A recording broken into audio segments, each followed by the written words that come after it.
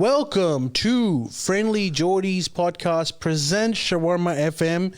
This happens to be an emergency broadcast slash scheduled broadcast. Protests. I'm joking. Go on. Because we have had big news today. Yes, we have. Which is that Miss Love Hates protest. No. Which is Thanks, YouTube. that Angus Taylor is now the new leader of the Liberal Party. I didn't know he was I didn't know that. It happened today. There was a spill. I thought he was just challenging. Sir, the man won convincingly. Susan Lee has resigned Do you feel bad? Everything. Do you feel bad for her?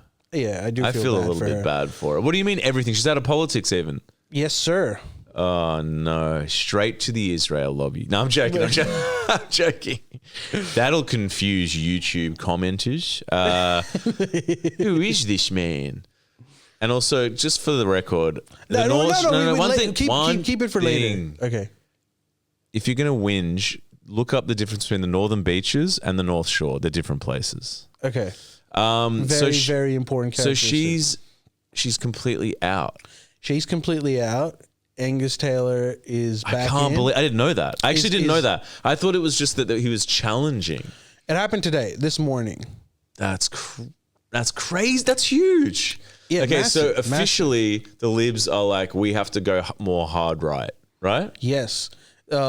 Angus Taylor says it's either die or fight, and I've decided to fight. So can I ask this? Are his tenets and policies just one nation? Well, that's actually a really good question and $1 million question. And the answer is yes. Is it going to be more or less? How can you outcompete Pauline? By taking on her policies. All right, let me first give you my view. I'm jumping in the deep end. All of this situation. Give me that. So I'm jumping in the deep end here. Let's start with, first of all, they had to do. This is such a dire condition for the Liberals that as much as I feel bad for Susan Lee. I feel bad. And I do feel like, for all the reasons, but man, they have to do something. They had to do something. Now, I think that this might not work as well as they think it's going to work. So one observation that I had immediately is that I feel like this entire playbook we've seen before, which it happened with the Tories in England. Okay. So remember, Brexit happens, right? Yeah. In 2016. Right after Brexit, you have the Conservatives in government, and the Conservatives find out that their base is essentially insane. Like the Brexit, whatever, like they're very focused on immigration. They actually don't, it's all about like feelings and emotions for them. They feel like they're losing their sense of identity and, all of culture, that stuff. Whatever. So now what you have is leader after leader, right? If you remember that post-Brexit era, the Conservatives had umpteen leaders. They were just going through every them. other week. So leader after leader. And what was happening was each one of them was pretending to be more like Nigel Farage because they felt that their base was moving. Right. And they had to do something. Yeah. They were all pretending to be more and more. And what actually ended up happening, they fucking collapsed anyways because you cannot, because they're kind of like fake ones too. They're from the mainstream of the political party. Their ideas aren't Pauline Hanson's ideas, but they have to pretend. They're kind of like Bush. They're Bush politics. Yeah, they're like Bush politics. And Bush is a good example. All of Bush actually is very pro-immigration. Yeah, no. Bush, massively. Yeah. His wife's Mexican, I think. Maybe, I don't know. But we all know what Bush Republican is. So these guys are that, but they have to pretend.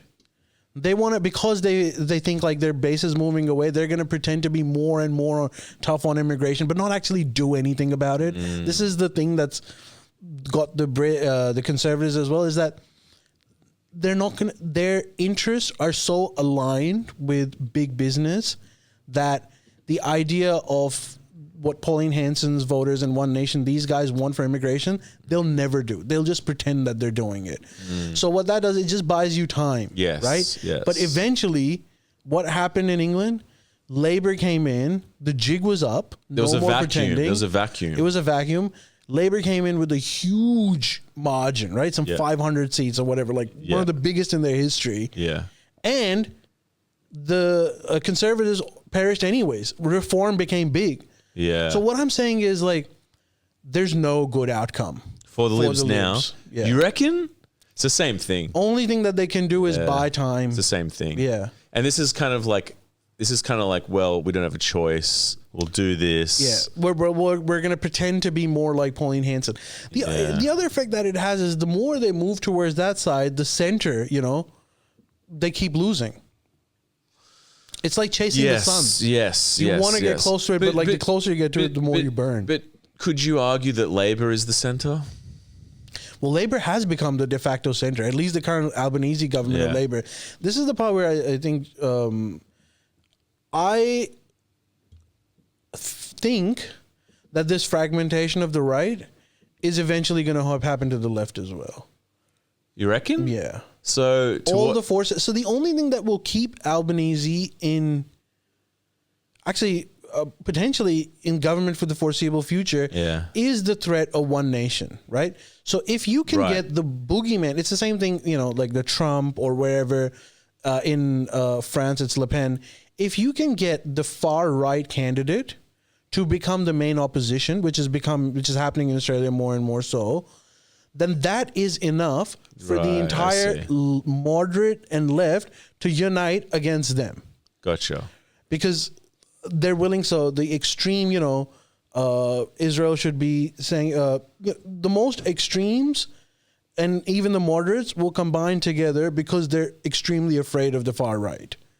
Yes. And Albanese seems like a perfect compromise candidate for everyone in that scenario.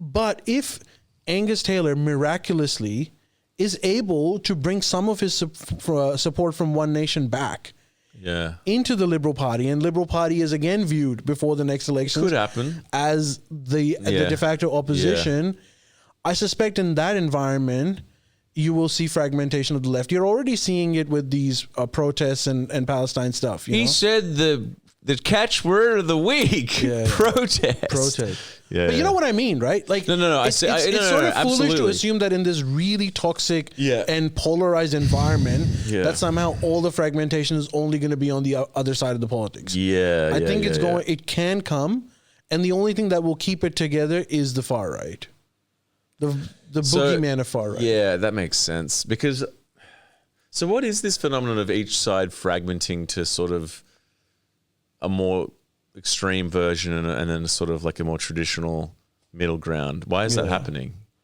Well, again, you might call it a Marxist take. No, go hard. But it is just... Hey, my dad gave me the Communist Manifesto to read. He's like, do you want to read it? Your dad is going real hardcore. I know, but he is. But I'm going to read it. Read this. You should. It's. My dad said it's boring as not shit, his, though. Best work either. It's not? Yeah. What's his best? Karl Marx's Karl Marx's best work is not communism. What is? What, it's like criticism of capitalism. He made a cookbook? Yeah. Well, that's what the Communist Manifesto is, isn't it? Is a critical. No, Communist Manifesto is an alternative ideology. So Das Kapital. Frankly speaking, was more Engels than Marx, anyways. Oh, okay. So Das Kapital was his criticism of capitalism. Yeah. Maybe I'll get that. Yeah, and communism was his later work. You know. Oh, okay. Maybe I'll get that. Is that Das Kapital was Avatar 1. Communist was Avatar 4.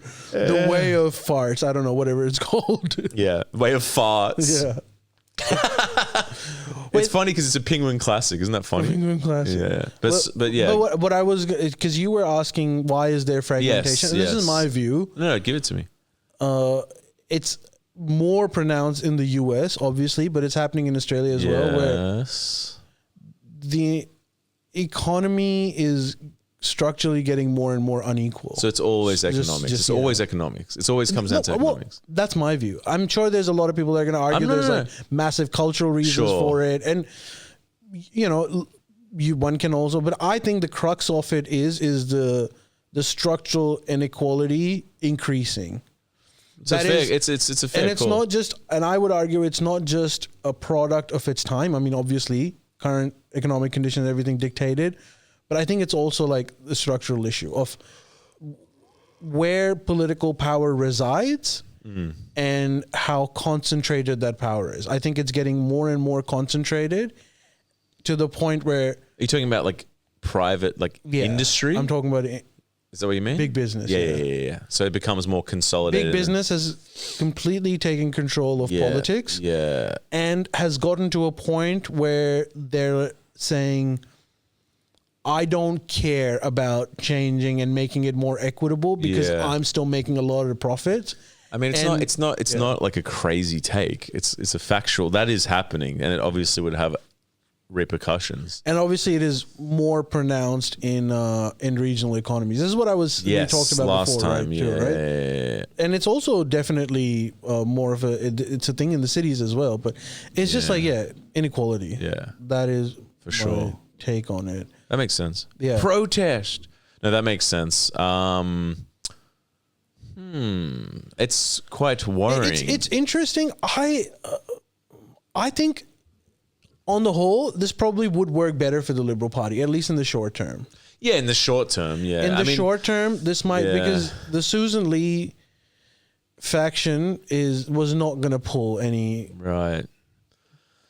Yeah, look, I don't know. Have you heard Malcolm Turnbull's take on it? No, but I can imagine what he'd say.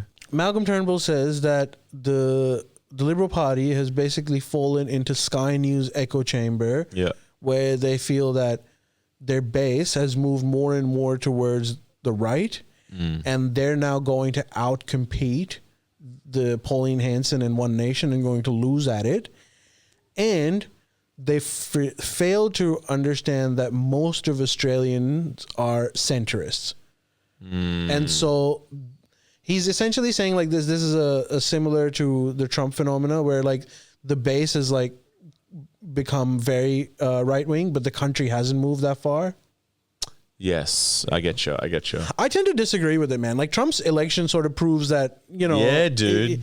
I tend to disagree with that point of view. Yeah. I think they had no other option. They needed to try this. It's not going to solve it, but definitely the Susan Lee thing wasn't going to fix anything either. I mean, look, it happens all the time, but it's just a strange phenomenon that it's like, I would almost expect that if there is a consolidation of private equity, as you said, I would suspect, my expectation would be that would result in more and more people moving to the center. That doesn't happen. But logically it should, because it's kind of like logically it should, right? Because everyone agrees this is it's inequality. So like if we all are sort of bound together, then we can all bipartisanly agree that this has to be curbed. In an ideal situation, yes, but that's where the propaganda model comes in. What, media just being like, this is the problem, that's the problem. And is that what you mean? You know, centuries of Red Scare of telling people that like actually inequality is caused by immigration. The poor immigration. But immigration is a new flavor, right? It was back in the day. It was like dole bludgers when immigration wasn't a thing. Dole bludgers. Dole bludgers are the reason why this inequality is happening. It's because the state is losing all of its money for catering for people that don't want to work. Sure. Yeah. And so there's an entire propaganda model. It's just like if you notice, like you go 10, 15 years back, and all of these criticisms of why the country is going bad was not on immigrants, but it was on dole bludgers. And the Liberal Party was constantly saying like working people, these people are just extorting money. Yeah. This is an excuse that is used to essentially give tax cuts to the really rich. This is my view. Interesting. But see, that's so easily sort of quantified though. All you have to do is look up the budget and then see how much they're spending on Centrelink. See how much... what percentage that is, and there's your answer. Yeah, but like no one's doing that, Miss Love. Right. Everyone has extreme opinions. But they don't look up the numbers. No one ever looks up numbers. Objectively. Ever.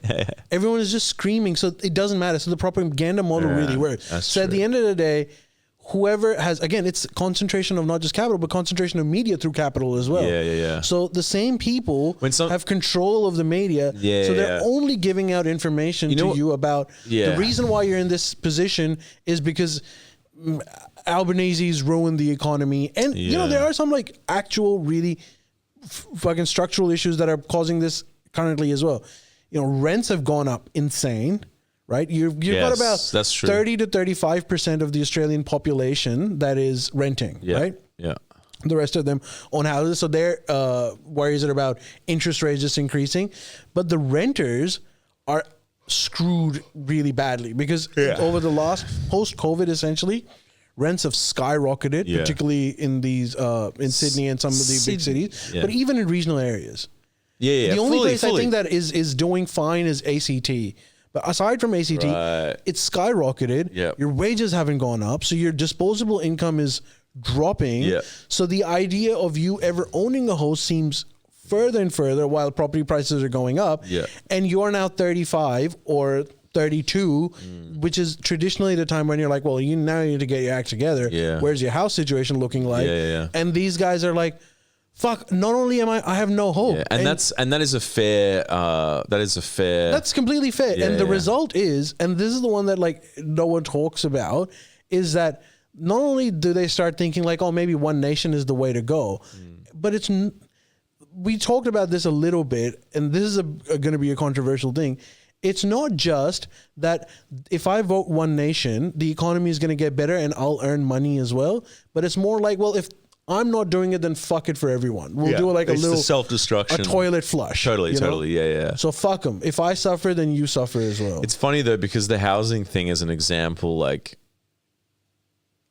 you know, from my knowledge, from my understanding, it's basically Howard's fault.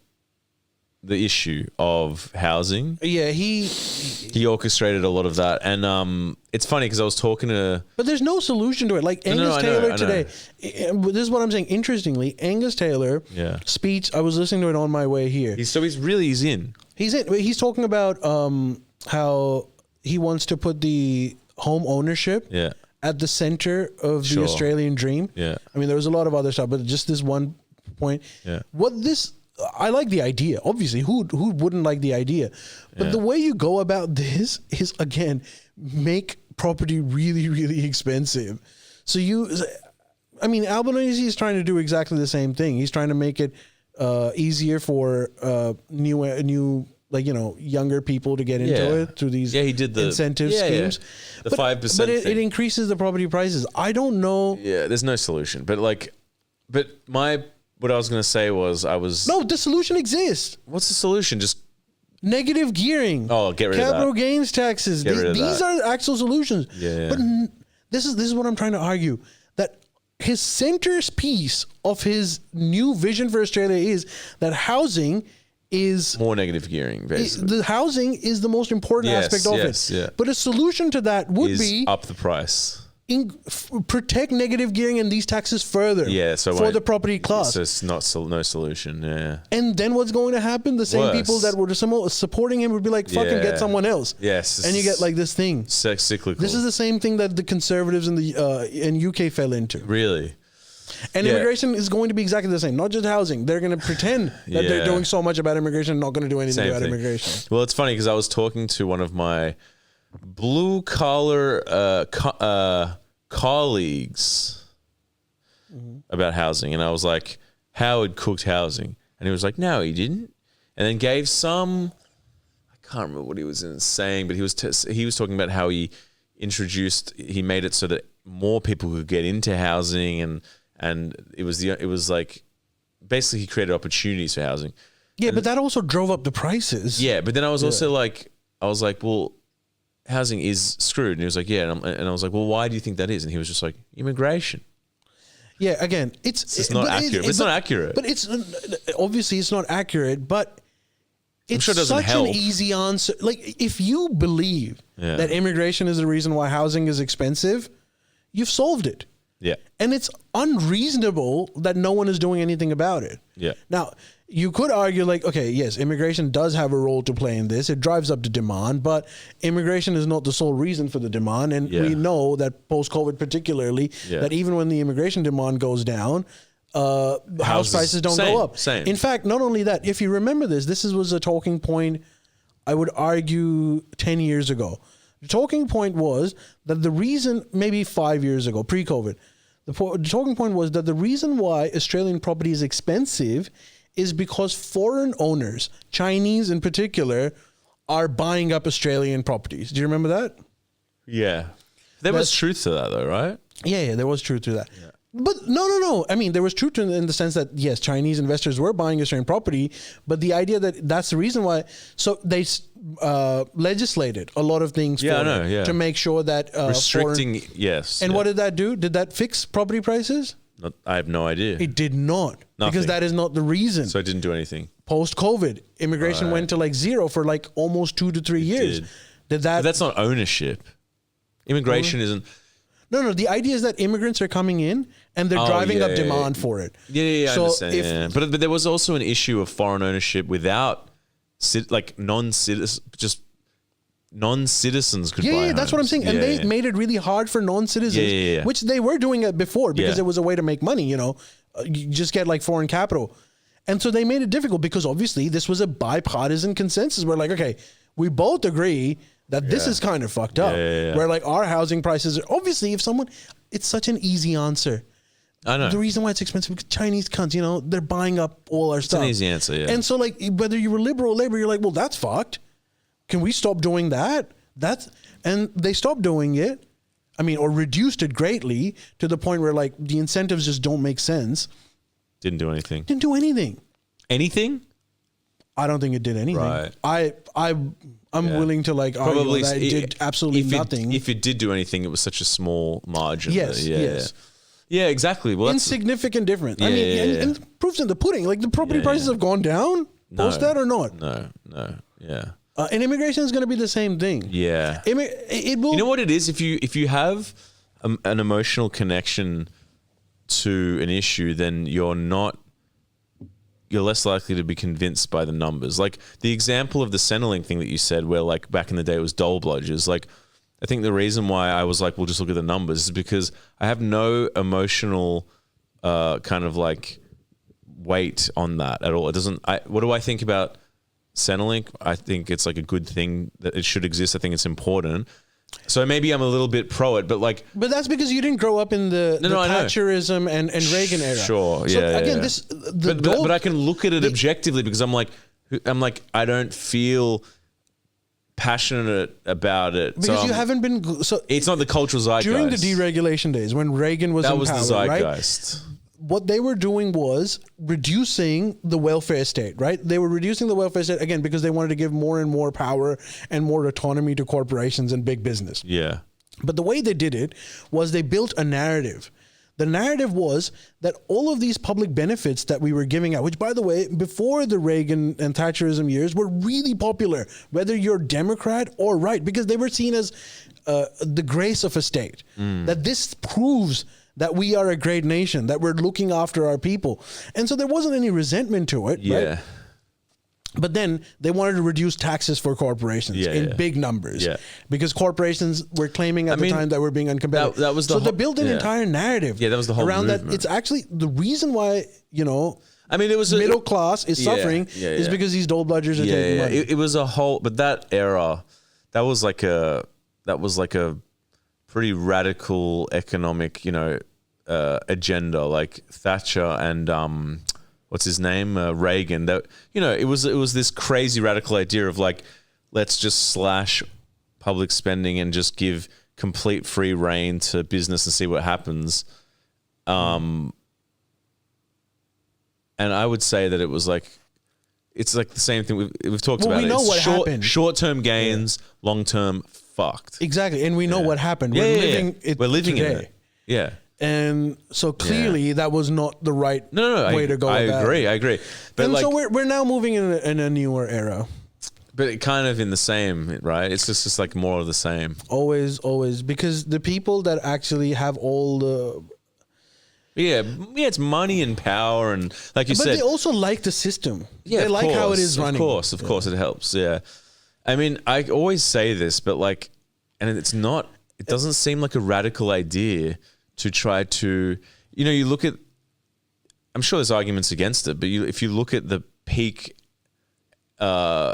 period of time for the American economy, it was like FDR post-war, and then there were factors like America was on top that that won the war. They were kind of the dominant economic force, all that. So that was helping.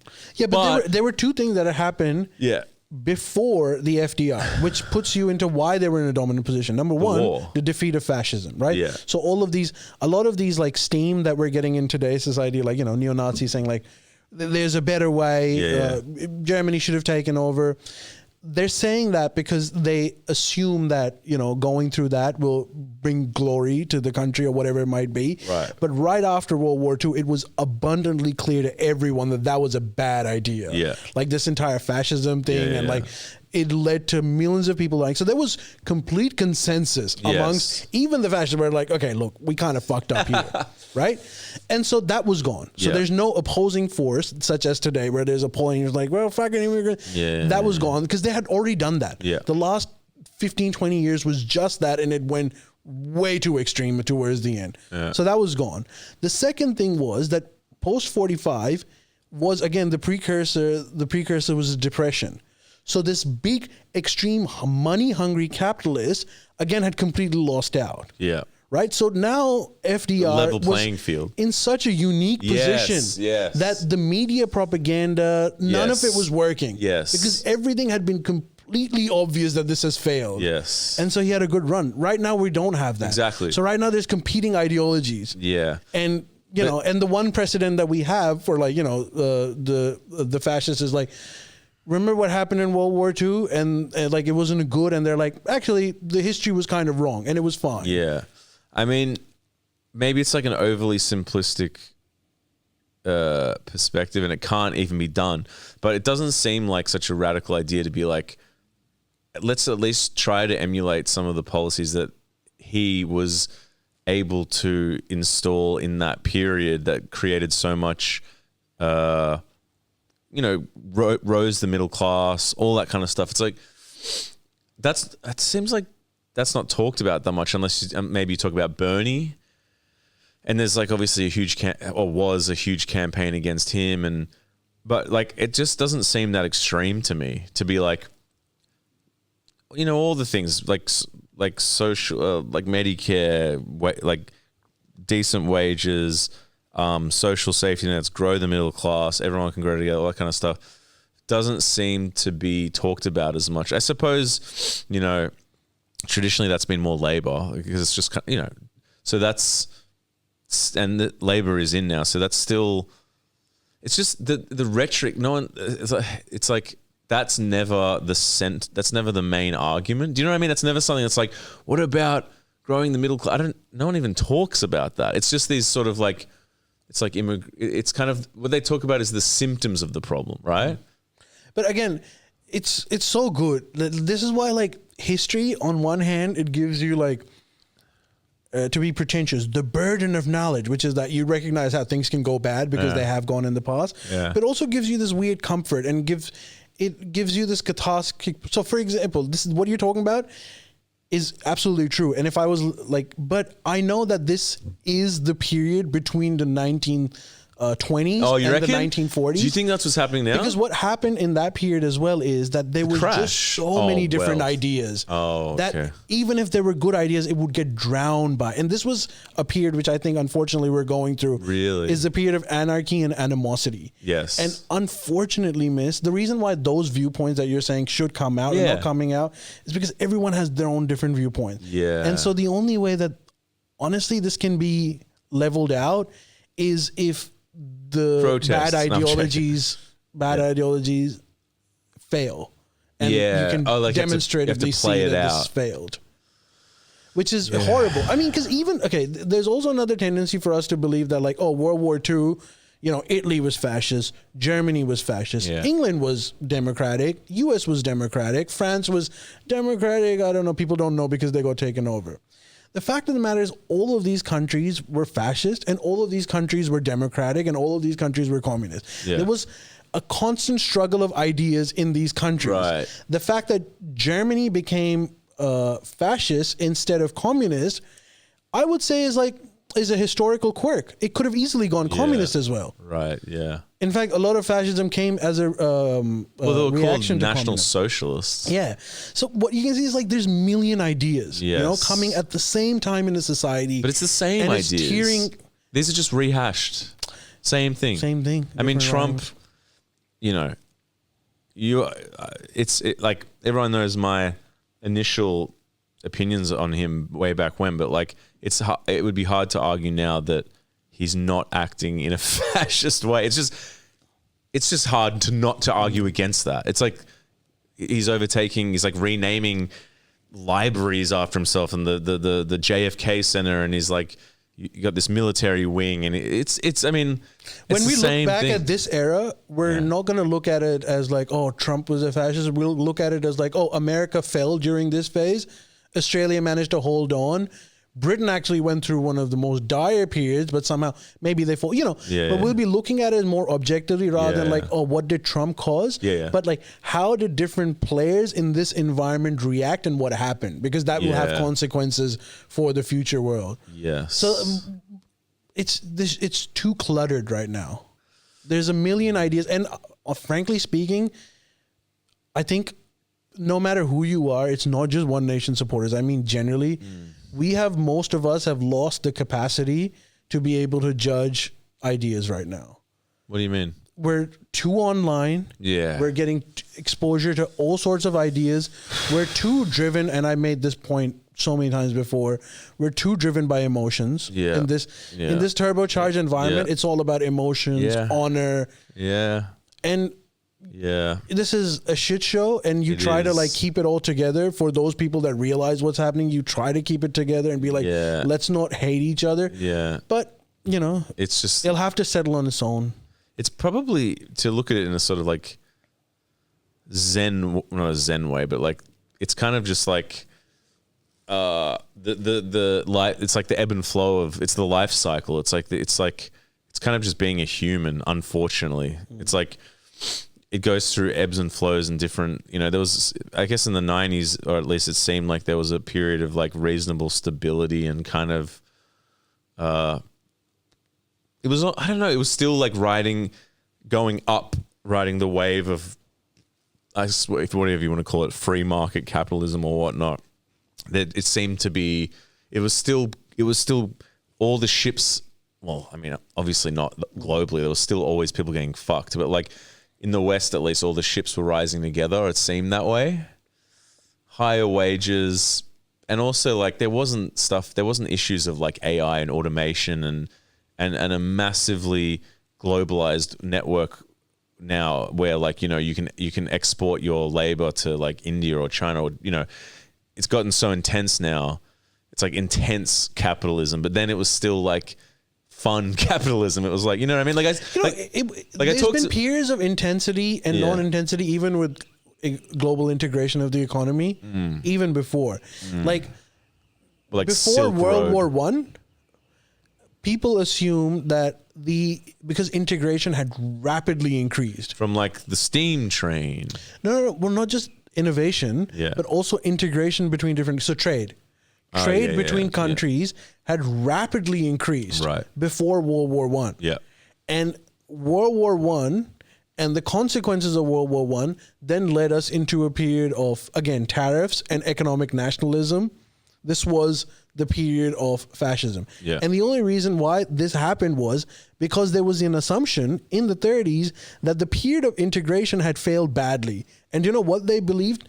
That it's exactly the same thing as Trump is saying, that the integration of economy has not worked in our favor. Yeah. Germany said that this has benefited US and England more than it has benefited us. There was some truth to that, right? Or not really? there's truth to it. Objectively, it was true in the sense that, and Like, wasn't Germany kind look, of? it's very complicated. Yeah, there's some yeah. truth to it, but then there's. I'm not justifying it. I'm just saying, What like, I'm saying is, like, there was a belief at the time Yeah. that the integration of the economy has given us bad results, yes, yeah. and hence they move towards economic It's nationalism. exactly what Trump's doing. And Germany is doing today, Yeah. and rebuilding, rearmament, massive military spending. Yes, You know, yes. all of a sudden, and then you had That's the, also the Russian threat. well, it was exactly that. Oh yeah, of it course. was the communist threat. Yes. The Russian threat. Yes. No difference True. It's whatsoever. literally the same. The fascist threat developed much later. The fascists were initially supported because they were in opposition to the communists. It was only when the fascists went insane that people were like pretending, oh, we hated fascism from the beginning. Yes. They used, like One Nation is being used today. Exactly the same thing. I'm not saying it has the same exact Sure. effect, but the idea was that these fucking guys are going insane. Yeah. Like on the left, some being communist. You got to scare them. You got to, if they can be bad guys, which, and Bolsheviks had to develop this reputation. It was like, they're hardcore, you know? We need our own fucking hardcore guys. And these hardcore guys are under control. Because they're Yeah. capitalists anyways. What are they going to do? Yeah. Businesses, you know, Yeah. the very people that were being, you know, killed later on were like, yeah, these guys are good. Yeah. Hitler was a joke to them. They were like, well, I mean, clearly these nuts seem to like him. Support him. Right. And then eventually, you know, when, you know, fascism, Yes. they suffered pretty badly too. Some actually benefited Yeah. as well. It's funny. People forget that it was kind of the Russians that won World War II, right? And America. But Russian forces were a huge blow to the Germans. Yeah. I mean, did they win? They were a massive.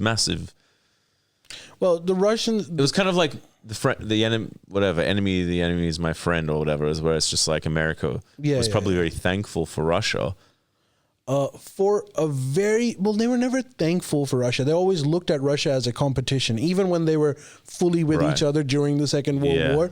And there was a very clear understanding. Again, because remember, this was a plan gone badly. The fascists were introduced to combat communism. And now the fascists were going crazy and taking over the world. Kinda like so the now there's Taliban, like right? a truce between the communists and the capitalists. Yeah. But both of them knew that we're actually enemies. Yes. And once this fascism, because fascism fucked it for everyone. Yeah. So once this is gone, we're going to go back to being enemies. Yeah, God, it's just it's strange. It's just weird how cyclical it is, you know. Yeah, it is. It's really, And maybe it is just the cycles of life, or in terms of like how and the psychology of man. Totally. Like you just know exactly how someone would Yeah. behave if you put them in a situation. Yeah. It's almost like we're just It's just animals. who'd have thought? Yeah, Who'd no, have thought? totally. It's so predictable. It's just I think of I don't know. I look at places like Luton. Sorry. Luton protests. No, I look at places. Luton. I look at. No, I look at places like Luton and I say, you know what? Fuck it, fascism all the way. It's so funny. We know where that is, but no, I was gonna say I look at places like Canada and Australia and think that like we're still holding on to a kind of moderate old school. It's not perfect, Jesus, but like moderate old school kind of model of democracy, capitalism. You know, where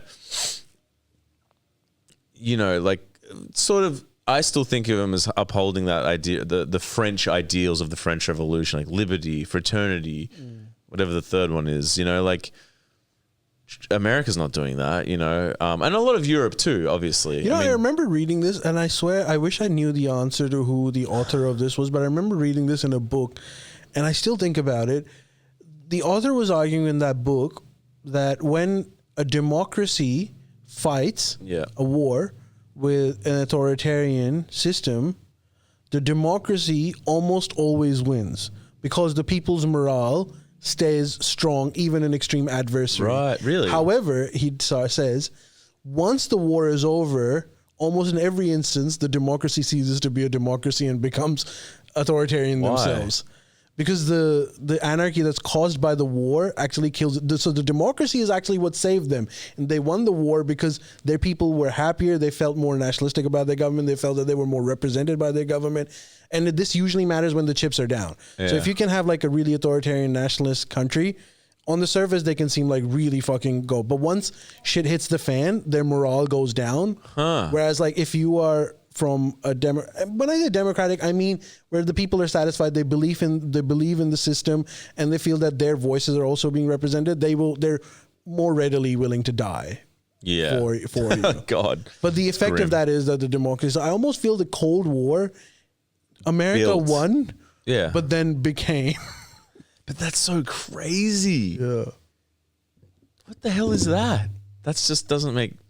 It's like sociology. I don't understand it. It's bizarre how people behave, and I don't know. That's strange. It's just a strange phenomenon, you know. It's no rule, by the way. Again, when I say this, no, like, I know. When authoritarian, it's no rule, but it's just one of those like wisdom like things. I think I need to just exclusively read more about like the Roman Empire and like, you know, the Greek Empire and like how what happened in those cycles and how they felt. There's so many examples of them, like that example that you gave of I think it was Greece and Sparta. Oh, sorry, Rome. Athens and Sparta, the Peloponnesian War. Yeah, when they were like asking for tribute, and then they threatened them, and then they ended up going to the Ottomans, and then they actually got overthrown. Like just examples like that are like so.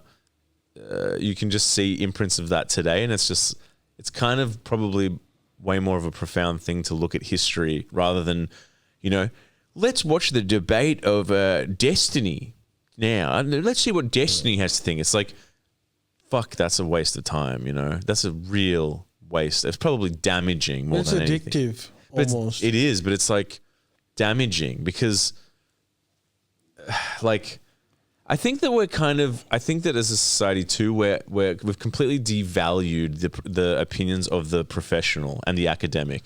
It's irrelevant now. Yeah. It's like it's boring. It's like people don't want to see that. They want to see gotcha moments and like snapshots. But it's also like, I think, and again, this people will assume that they already do it, but like very few people do it, including myself. It's not that we're not trusting experts. Right. We don't trust experts. Yeah. As in, we don't know if they have the right motives. Yeah. And we have plenty of examples of how experts can be co-opted by, interest and financial. So it's not that we should listen to experts, but every human being, whether you are an expert or not, if you're an aware individual, you should work on your skills on how to filter out good information versus bad information. The idea of deciding who is an expert. Now, someone can assume that, for example, I am an expert on legal matters, right? Yeah. Someone listening in can assume that, but I would argue it's like, okay, I have some knowledge. Yeah. I studied it. But, there's people that have spent decades in this field. Yeah. Now, if I was saying something and another person was saying something that were differing, I would actually give more weight to the other person as opposed to me. But the other thing is, you also have to understand where perhaps someone's motivation is coming from. Just because someone has 30 years of legal experience, maybe they've been co-opted by someone else. It's a very difficult situation. So you need to work on your skills of being able to decipher information and look at things objectively. It's hard though, isn't it? Yeah, it's super hard. But we need to do it. Because that's the only thing that will keep you sane. No, definitely. But there should be some sort of like tenets. There should be some rules, a checklist of like qualifying if somebody is worth listening to or believing. I have one. I have one. They're from Luton. Definitely do not trust them. But if someone asks you or criticizes you, right, or challenges one of your opinions in a polite and reasonable manner versus fuck you can't, you don't know shit, automatically the fuck you can't, don't need to pay attention. You can clearly see that he is not able to exercise his mind appropriately. He's going on fucking tangents on the internet. I don't trust what this guy says. Yeah, Someone asks you or criticizes or you. indignation too, sort of like, oh, darling. It's like, oh, you're just a narcissist, so I can annoy you. Yeah. Yeah. So anyone going like having going insane is like, well, Sure. clearly this man has lost his faculty, so you shouldn't pay attention to him. That's one example of how you can tell, don't listen to this guy. Secondly, if you are polite and you are asking a question in a reasonable way, I think that doubting people's intentions, which is having a base understanding of what they represent, what their intentions are, and then projecting that onto what they're saying is probably not a great idea as well. You can look at their personality in the context of who they are, but not necessarily as like one barometer of everything that you analyze their information from, you know? Yeah. So you have to give every piece of information its merit, look at the context. Look, I'm no expert on being able to evaluate information, but I think that there's definitely a flaw there somewhere. Yeah. I think even just, I mean, okay, right now, what are some sources, even just media sources that you think are like trustworthy? Do you like The Atlantic? Are they good? I don't think any media source is...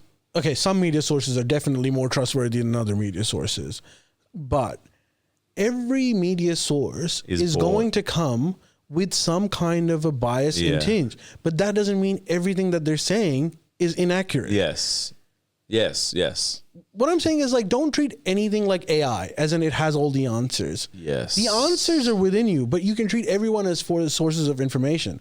So if I'm listening to like CNN or whatever, I understand where they're coming from. Of course, if I'm listening to Fox News, I understand where they're coming from. I'm kind of disregarding those altogether. Then what are you talking about? Like Atlantic? Yeah, I mean, like, look, there are smaller companies like this, well, like Friendly Geordies, I suppose, that are, you know, independent and can be, they're not bought, they're not owned. So... But they might still have their own biases. I mean, everyone does. Everyone does. But if you're, you know, if you're starting from a place of, okay, there's no donors, it's obviously getting rid of a lot of that crap. So you're a better starting point, right? Or do you just read like literal like government reports? I'll read everything. Right. I have no discrimination. Okay. Yeah, but you kind of need it, don't you? What for? How do you discern what is accurate and what is not? On the merits of what's being said, if I think something is incorrect or if I think it's correct, I'll do some more research on it. Just go deeper. Go deep. Yeah. Try to understand. But then you're also the issue and look at things from a broader perspective rather than like a narrow one. Yeah. And then you make a value. That's judgment. why I also often say, like, okay, I think this, but I may not be correct. Yeah. But this is a judgment that I've made. Yeah. Right? Yeah. So that's how you base it on that. And everyone has their own inherent bias too. Yeah, absolutely. Absolutely. Like we are emotional people, but that's kind of annoying because everyone's flawed. Like it's people have their own, like most, me included, like have our own biases and it's the hardest thing to recognize your own biases. Yeah. Because it's so ingrained. I mean, it's like, and it's your lived experience, you know, if you've been through something. But you should try hardest. It's totally. Right? And I feel like this is a cop-out. People say like, oh yeah, it's a bias. But like. It is a cop-out. There's an understanding that there is a bias. But it's everyone's duty to try to eliminate it as much as possible. Yes. Like you should never give up on that practice. Totally. Yeah. And I think that's kind of, I mean, that's kind of what the old, you know, Socrates and the Stoics and whatnot, they were discussing that. They were like, a lot of their teachings were talking about try to remove yourself from the equation in a way. You know what Yuval Harari says? You know him? I don't know him. He's the guy who wrote *Sapiens*. I He's haven't read the Israeli author. I haven't read it, but yeah, I know it. I mean, it's like, yeah. So he was saying that fuck the pal. No, no, I'm kidding. Sorry. Wasn't his famous quote, anyone that comments on YouTube is a very mentally stable. I like him as an author. That was just. But he was saying that in this extreme information age, he reckons like meditation helps. in understanding Massively, and just massively. figuring out what information is is not. Because you slowly. I personally don't meditate, so I'm not going to pretend that I'm like sitting in a corner like Buddha. But meditation, I think, is like one of the hardest things to do, especially today. But I think it would be like profoundly. I think it. Yeah. It's just look. It's like, look at the research. And he was saying that what meditation does is it helps you understand yourself and your mind. And so then when you get other information, you're able to recognize some of those biases and some of those internal things. Like you need to give time to yourself. And I mean, if you're clouded constantly mentally or tired or whatever, it's you're not really coming from a like pure place to even process information. And don't you think like it's about time that some dictator comes in and puts in a rule: no more than 4 hours of social media for everyone? Yeah, it's about time. There needs to be like I agree. Mao with a cultural revolution. The cultural revolution is the one time that not just kids, everyone. This is the one time that I will agree that some sort of fascist-like strongman needs to severely reduce people's screen time. That and eco-fascism. Why not? Like the planet's screwed. Because it's pretty crazy, like how everyone on Earth has understood that this is a problem, and Still we're all keeps just doing like, it. Keeps doing it. It's like the whole world Me is too, on by the way. heroin. Absolutely. Yeah, of course. Me too. Yeah, everyone, dude. Anyone pretending not to is lying. I know, yeah. But it must be more addictive than heroin. Clearly. It's because it's also so much more acceptable as Acceptable. Almost not even acceptable. It's almost like if you don't partake in it, you're like shunned. Like, did you see this thing? No. Oh, well, you're on the outside then. It's like you're ostracized. Honestly, man, it's gotten to a point, miss, that don't you reckon that when you say, did you see that? And someone says no, you're like, man, lucky cunt. Yeah. I think that, it is I don't think like, I'm not shunning. I'm like, I'm jealous. I'm jealous. What I'm thinking is like, oh, you're not as addicted as I am. That's what I'm thinking. That's funny. This is completely unrelated, but not completely, but just as an example of that, from what I read, there's a bit of a movement now. People tend to be so sort of exhausted from sort of like subscription service models that like with music, a lot of people are like, there's things called, have you heard of like analog rooms in your house? No. It's like a room in your house where there's no connectivity. So if you want to listen to music, you can put a CD on or put vinyl on or read a book. But in that room, there's no phones, there's no internet. And apparently it's like a lot of people are like, it's changed my life. Yeah. Because it's like, it's... Oh, wait, miss, I actually have a really, really good advice, which is very practical. Don't go to Luton. I'm joking. Especially don't go to Luton. No, go. Unless you look like me, you may go and find many relatives. But and what do you think? What do you think about this? Please, because I'm just piloting this idea. Go. If you have made a decision that you want to like get rid of the brain fog to a large extent, but you still want to get information, you don't want to be like out of touch. Library? Nah, dude. Stop getting information from videos. Read. That's one. Okay, even if it's article, even if it's like articles. That's good. I'm not saying you have to read fucking War and Peace, Mamma Mia, but make it a rule That's good. that I'm going to get all my information from reading and not from listening or watching. That's good. I reckon that's going to solve 60 to 65% of your issues, which sucks because you're going to get rid of us because we're doing that. Don't keep listening to us. But you have to admit this podcast, not this highest is like, intellect. If podcasts and like, you know, media is coal, we're clean coal. Sure. There's worse coal out there. I agree totally. Like, absolutely. Yeah. But so sometimes... We're clean coal. Sometimes I do that, which is like, I'll spend time on the internet, but I'm not going to go on YouTube. Yeah. I'm not going to go on Instagram Reels or TikTok Reels. I might join this phenomenon. And so I'll spend like sometimes, it doesn't help, but sometimes I'll spend like 2-3 hours, what you would do on like watching videos. Just reading. I was just reading different newspapers. So I would read, it's because I'm still addicted. So I would read cover to cover CNN publications. I would read obviously ABC. I would read fucking Haaretz in Israel. I would read Dawn in Pakistan. I would read The Hindu. And this is my fun because I can't watch videos. Do you actually do that? Yeah, heaps now. How do you enforce this? Because I'd like to subscribe to your newsletter. Well, because like when I'm Discipline. no, it's not discipline. You just get into the hang of it. Yeah. Like sometimes if I go on YouTube, I'll watch video after video, right? Same. I think But if I watch, like if I'm reading, then Yeah. I'll read after read. Yeah, I think I need I'll to. go on Wikipedia and do all that. Yeah, I stuff. think I need to do a bit of cold turkey with that too, because it's just, I find that even when I get home, I'm like, without thinking about it, I just sit on YouTube and tantalize my, whatever the chemical is. What's the chemical that it reacts to in your brain? Serotonin or Yeah, whatever? just, And you know, when I discovered this a little bit, this happened as a strategy. This is interesting. No one's going to find this interesting, but just me. So, you know, every time there's a big war, right? Iran, U.S. attacks Iran. Emu wars. Everyone gets into the social media. Everyone wants to know what's happening. So when India and Pakistan war happened in May 2025 last year, the one thing that as soon as it started, you know, it's the same thing as you. You do the same thing. I'm setting up my war room. I need to know exactly how this war is presented. the war room. I am sitting there pretending that I'm in this, like just trying to figure out where. But the one problem that I faced in 29, like in a few times before I've done this, I would watch videos. There's a lot of AI stuff that comes out. There's propaganda, obviously, that countries put out. And so the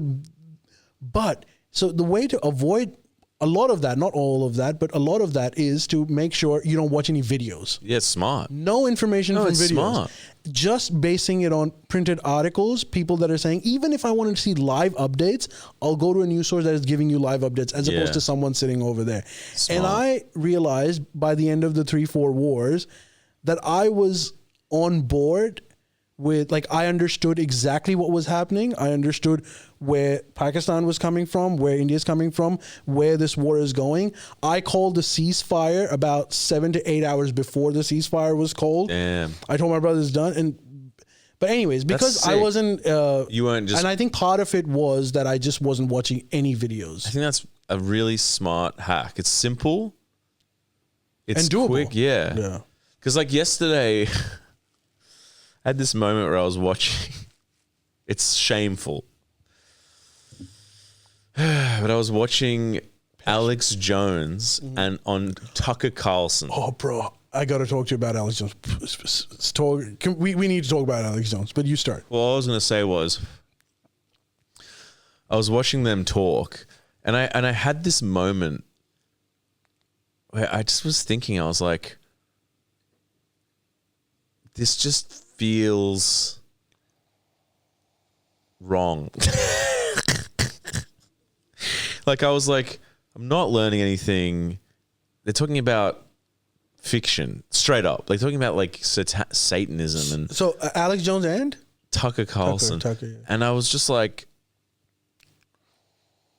I was almost a little bit ashamed or something at myself. I'm like, what am I watching? what the fuck? Why? I'm kind of into some of the Tucker stuff these days.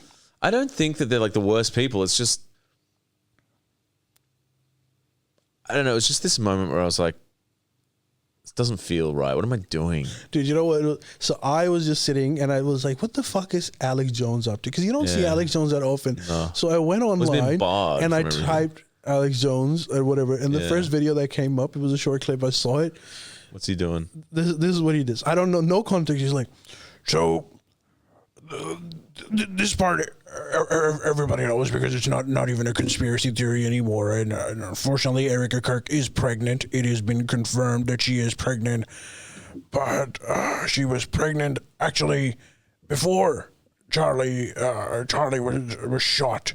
And the facts of the matter are that Candace Owens is actually a man, Big Mike.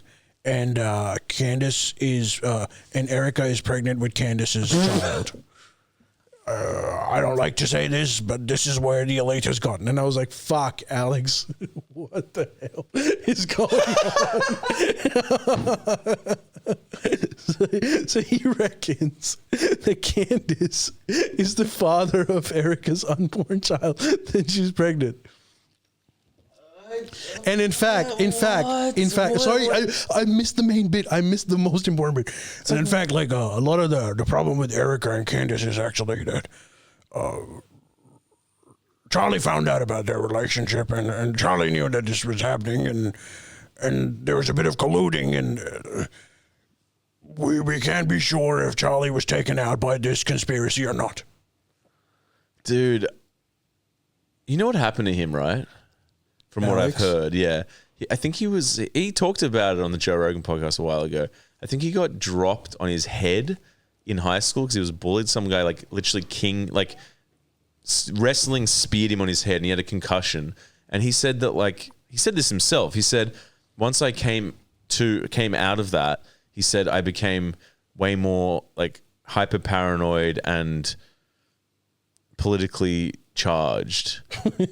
Like, I think he had brain damage. Yeah. And that sounds like the, I don't think he's like an evil person or anything, but that sounds like a man with brain damage. What I find most interesting about him is that he has talking about the big issues. He has this face of, like, so concerned about, like, really? Bullshit. Like, it's very serious. Just real bullshit. So I remember he was like, concerned, like, fellas, it's been confirmed.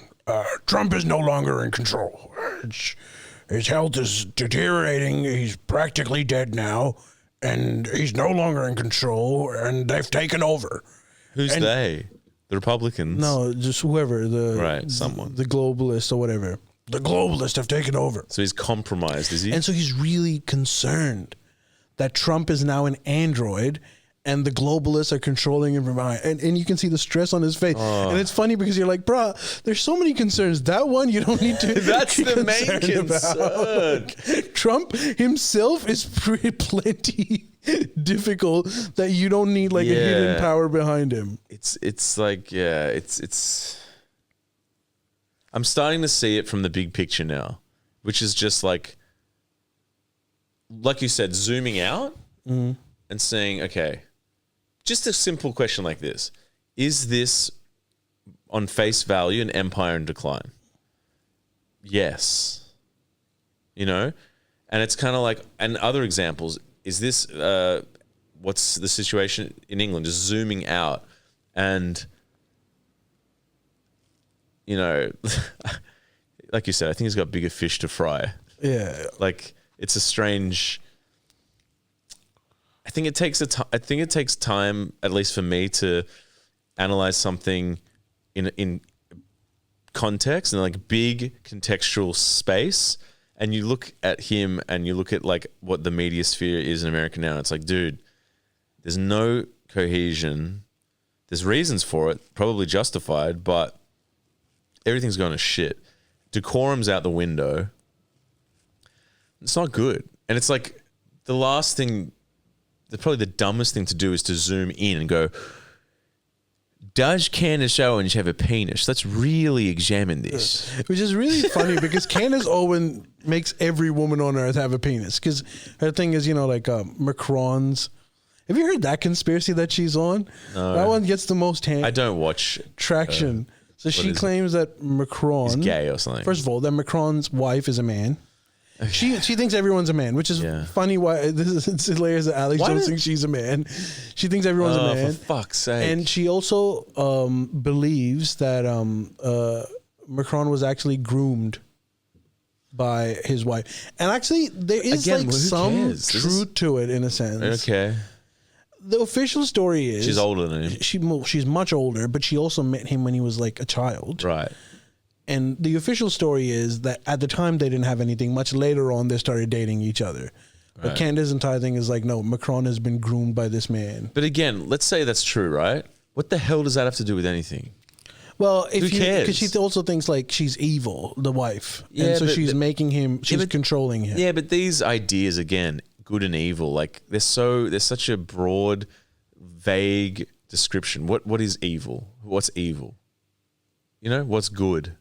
Israel. Sorry, I'm kidding. I don't know. That was a trick question. You exposed me. Let's see them rip into you now. No, they won't. They'll be like, he didn't say that at all. But I don't know. Like, like, yeah, it's just there's too much. They're letting like people anyone in these days. well, they're letting anyone into the Oxford Union now. Like there's Really? debates. Who was on Oxford Union? Some it was Destiny and some like cleric. It's the same. It's every time into it's like, a university. It's like, what the hell are we talking? Like, do these institutions not have any? Oxford Union is a YouTube channel now. I know, but that's a really worrying It's the sign. same thing. Like they're the same as Try Guys. I know, but it's just like Next thing you'd see is like we get Mehdi's son and Tucker Carlson to try dumplings. Let's see who likes them more. I'm starting to. I know that we're technically in the media. This is media, I guess, but like, you know, I think almost all media entities have nefarious goals. They're never just like we're up for the objective truth. It's like there's a lot of ego and money involved, and I think it's like so much of it is just. I wish there was. What about Democracy Now? Democracy Now, I think, is a good news channel, but they obviously have their own inherent biases as well. Oh yeah, hardcore. But like, I still think, given their inherent biases, there's still a news source, I think, that seem to represent the news more honestly than like the majority of news outlets. Yeah, that's true. You know, but yeah, they obviously have their own biases. I don't know. I wish there was. It's. Did you ever watch the Try Guys back in the day? No. What is that? You don't know Try Guys? Is that those Canadians? I think they're Americans. Are they the ones that interviewed Trump? This is like retro YouTube. I don't even know. I don't know. I never explain watched them, them. but it doesn't matter. I don't know. When I was a kid, I would watch. I only watch the Adam Friedland show, and now, God, everyone's gonna hate me, but I've started just because I don't know why I've started listening to the Joe Rogan podcast. I'm off Joe Rogan, but I never listen to his political stuff ever because I don't care. I'm not interested in his political opinion at all. Like I have no interest. You like the man versus bear stories? Not even that. I like who did I listen to? I listened to his one with Russell Crowe, and then I listened. There was one that there's a guy that it's called. He's trying to save the Amazon, so he is protecting parts of the Amazon, and he goes there. I listened to that. It's interesting. He has interest. I still think he gets interesting guests on that aren't involved in politics. Yeah, like like absolutely, more like NASA. Anyone that's kind of like. I don't know how you'd explain it. Off the tangent. Well, no, just anyone that. Basically, I'll listen to him that talks to anyone that's like, if it's like a musician I like, or Pank. Pank. Was it Slash? No, it was the guy from Aerosmith. I forget his name, Steve Tyler. But I didn't listen to that whole thing. But I basically listen to him when it's like musicians I like, or something like people that do environmental stuff, or it's just people that are like, I sailed across the whole world, just like interesting people. But I'm actually not interested in his political opinion because I don't think he's like a particularly smart guy or a genius or anything like that. I just think some of his guests are interesting, so I'll listen. I like when he gets on Shane Gillis. You know, I find Shane Gillis funny. He's pretty. Yeah, I don't. To be honest, I don't even listen to comedians that much on his podcasts. I'm pretty selective. Honestly, you know what? Honestly, I do now mainly randoms that I don't know. It'll just come on, and if it's something that's like, so you have been studying mushrooms and algae and their functions in rainforest for the last 30 years, is that right? That's right. That's what I'm interested in. And like specialists that have no real. I mean, maybe you could say everyone has an agenda, but like, whatever. They're scientists. They're experts in certain fields. That's generally interests me now. I don't seek out stuff really. Fair enough, and I think that's the best way to do it. But anyways, we're out of time. Do you want to add anything else? Not really. Thanks for having us. Join us on the Up Late. We might have a special guest, aka you know who. Sloan Zone. I don't know If you wanna, who he is. if you wanna get Sloan Zone on, whoever he is, Sloan make Zone. sure you sign up to the Upplate. Discover that he's not on it, and then hate us for the rest of our lives. But there's another political YouTuber that might be on it. Yes. So join us for All the right. Upplate. And See then, you guys. Yeah. Take care. Bye bye. Whoopsie. Plug your stream, Miss. Someone just screaming. I haven't been streaming. Miss loves musings. I was. Yeah. Wait, are we still on? Yeah, we're on.